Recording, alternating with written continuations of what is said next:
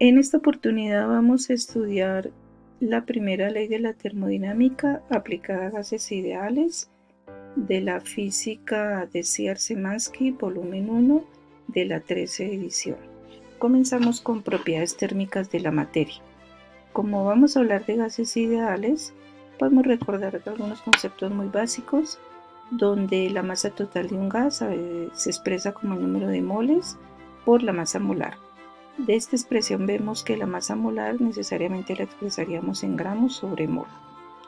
Un mol de cualquier elemento compuesto químico puro contiene un número definido de moléculas, el cual se conoce como número de Avogadro y equivale a 6,02 por 10 a la 23 moléculas sobre mol. Esta misma masa molar se puede expresar como el número de Avogadro por la masa de una sola molécula. La ecuación de estado de un gas ideal se expresa como la presión por el volumen igual al número de moles por la constante de los gases por la temperatura en Kelvin, donde esta constante se expresa como 8,314 julios sobre mol por Kelvin o como 0,082 litro atmósfera sobre mol por Kelvin. En términos generales, si yo despejo de acá n por r y paso a dividir la temperatura, puedo expresar dos estados para un mismo gas. O sea, en el estado 1, la presión 1 por el volumen 1 sobre la temperatura en 1, la puedo igualar a n por r. Pero como ese es un valor constante, entonces eso puede ser la presión en 2 por el volumen 2 sobre la temperatura en 2. Esto es válido para un gas de n moles en dos estados y notamos que es independiente de la constante de los gases. En cuanto al modelo cinético molecular de un gas ideal, la energía cinética de transición, que sabemos que es igual a la masa por la velocidad en promedio de los gases al cuadrado de la velocidad en promedio de las moléculas, al cuadrado de ellas sobre 2, equivale a que a 3 medios de n por la constante de los gases por la temperatura, pero sabemos que este n por r también se puede expresar en términos de la constante de Boltzmann, que es n por r. Entonces, esta misma energía de traslación también puede ser igual a 3 veces esa constante por la temperatura sobre 2.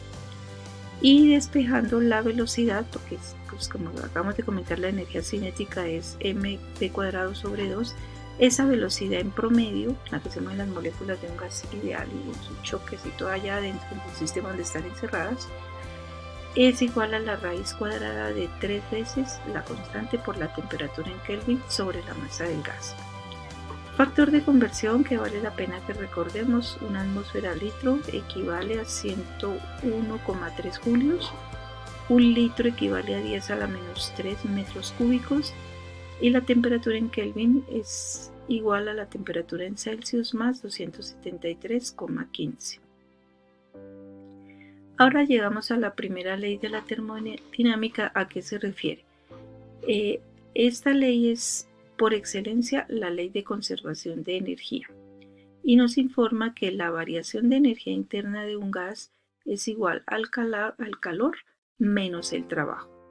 ¿El calor cuál? El que se le suministra al sistema o que el sistema lo ceda, y el trabajo que se realiza sobre el sistema o que el sistema realice ese trabajo. Aquí donde este delta de U es la variación de energía potencial interna del gas, que depende solo de la temperatura. Delta de U se considera una variable de estado, mientras que el calor y el trabajo dependen de cómo se realiza el proceso y no son variables de estado como tal. Vamos a aplicar en gases ideales en ciertos rangos, o sea, la idea es aplicar para ciertos rangos de presión y temperatura esta ecuación de estado, presión por volumen igual a n por r por t, y estudiar esta ecuación combinándola con o teniendo en cuenta la primera ley de la termodinámica.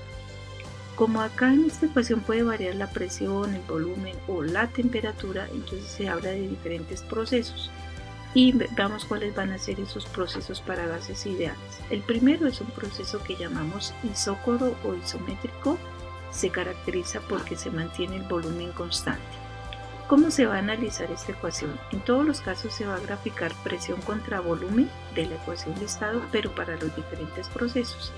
Entonces, cuando el volumen se mantiene constante, lo único que va a variar en este esquema es la presión. O se expande el gas o se comprime, pero a volumen constante. ¿Y qué varía acá?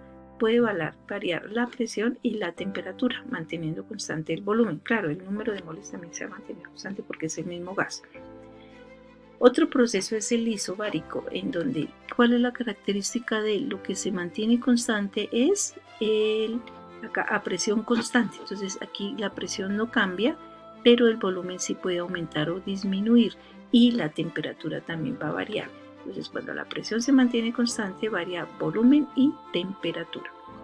El otro proceso que se tiene es el llamado isotérmico, en donde la temperatura es constante y al graficar presión versus volumen, al pasar a dividir el volumen, esto nos da una función inversa. Aquí se ve, entonces puede ser una expansión o puede ser una compresión. Y el último proceso que se estudia es el adiabático, en donde cambia tanto la presión como el volumen y la temperatura, pero el adiabático es un proceso que se considera aislado. ¿Eso qué quiere decir? Que no intercambia calor con el medio externo y Q por excelencia en este proceso va a ser igual a 0. Entonces la idea es lo que se había mencionado. En cada uno de estos procesos se va a analizar a qué es igual tanto la energía como el calor como el trabajo y entremos en esos conceptos. Lo primero que vamos a estudiar es la capacidad calorífica molar. Sabemos que la variación de calor es igual al calor específico por la masa del sistema por el cambio de temperatura. Pero como estamos estudiando gases, la masa ahora la vamos a expresar como el número de moles por la masa molar. Entonces simplemente voy a reemplazar acá en lugar de la masa el número de moles por la masa molar y bueno, queda todo el resto de la expresión igual.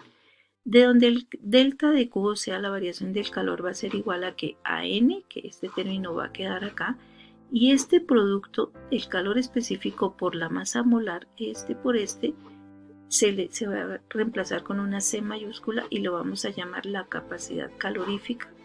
Y en consecuencia, ¿cómo nos va a quedar el calor? Va a quedar esa variación de calor como el número de moles por la capacidad calorífica por delta de T. Donde esta capacidad calorífica, ¿qué unidades va a tener? Pues el calor sabemos que se puede medir en julios, el número de moles baja sobre mol por Kelvin. Entonces este es un término muy importante ya desde el punto de vista de gases. En el laboratorio determinan esta capacidad calorífica, este término a volumen constante. Resulta que da 3 medios de R si el gas es monoatómico, han determinado eso en el laboratorio, y da 5 medios de R si el gas es diatómico. ¿Cuáles gases son monoatómicos? El helio, el argón, y este C sub B vale aproximado 12.47, pero es una cuenta que uno hace simplemente ya teniendo este resultado. Si el gas es diatómico, ¿cuál es? Como el H2, N2, O2, son varios, y CB, esa capacidad calorífica volumen constante da 21.42 julios sobre mol por Kelvin. Si el gas es poliatómico, ya toca consultar en una tabla cuánto vale esa capacidad calorífica para cada uno de ellos. Es decir, ya no están, digamos, alrededor de un valor promedio ni nada. Estos no son valores exactos, digamos, son parecidos, pero no es que sean muy exactos entre sí, pero digamos la aproximación es muy útil. Ahora miremos en qué consiste el trabajo. Cuando lo que estamos estudiando es un gas, en el gráfico de presión-volumen, el área que se determina aquí debajo de esa curva, como dice acá, el área bajo la curva de presión versus volumen corresponde al trabajo. Entonces el trabajo para gases ideales lo podemos expresar como la integral de la presión en función del volumen directamente. Entonces miremos algunos resultados interesantes. En la primera ley, que sabemos que es esta variación de la energía igual a calor menos trabajo, si el trabajo es a volumen constante, que acá volví a traer el gráfico, notamos que no hay área. Entonces esta integral de B es igual a 0, lo que implica que no hay trabajo. Entonces si W es igual a 0, ¿cómo queda la primera ley? Delta de U igual al calor. Y el calor acabamos de comentar en estos términos de acá arribita, que es N por C por delta de T. Entonces simplemente lo traemos para acá y podemos afirmar que la variación de energía interna, de acuerdo a la primera ley, va a ser igual al número de moles por la capacidad calorífica por delta de T. Esa energía potencial interna, si lo hacemos a volumen constante, ¿cómo nos va a quedar? Delta de O igual al número de moles por la capacidad calorífica a volumen constante por delta de T. Un resultado muy importante es que esta expresión es válida en todos los procesos, o sea, yo la puedo aplicar en cualquiera de los procesos que hemos analizado, y en el isotérmico, como delta de T es igual a 0, la variación de energía interna nos va a dar 0, porque al ser esto 0 pues se anula el término, entonces esa variación de energía interna siempre nos va a dar este resultado, solo en el proceso isotérmico. En los demás siempre va a ser este valor N, número de moles, capacidad calorífica a volumen constante por la variación de temperatura. El calor, el Q que habíamos analizado, también se puede estudiar a presión constante. Entonces también lo puedo expresar como el número de moles por la capacidad calorífica a presión constante por el cambio de temperatura. Ahora miremos, en primera ley en forma diferencial, entonces puedo tomar la variación de energía interna, pero en términos diferenciales, igual a que a la variación del calor menos la variación del trabajo. Si yo analizo la primera ley únicamente a presión constante, ¿cómo va a cambiar cada término?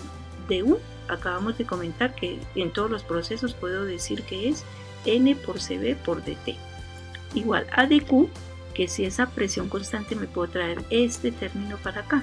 El número de moles, capacidad calorífica a presión constante por DT, menos la variación del trabajo que es P por dB, de acuerdo al concepto que habíamos estudiado aquí hace un momentito en cuanto al trabajo. Entonces si yo tomo el diferencial de W es P por delta dB, entonces lo puedo traer para acá, este término, y aquí como lo estamos haciendo a presión constante, ¿cómo puedo reemplazar este término? A presión constante, yo sé que en cualquier proceso, presión por volumen es igual a N por R por T.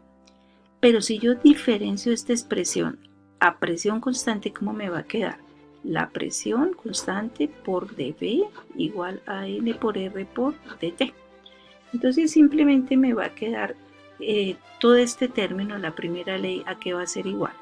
A N por CB por DT igual a N Cp dt menos P por dB, el trabajo.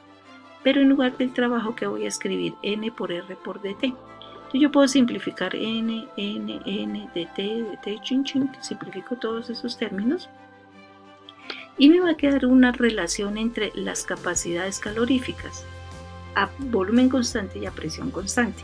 Es decir, que la capacidad calorífica a volumen constante va a ser igual a la capacidad calorífica a presión constante menos la constante de los gases.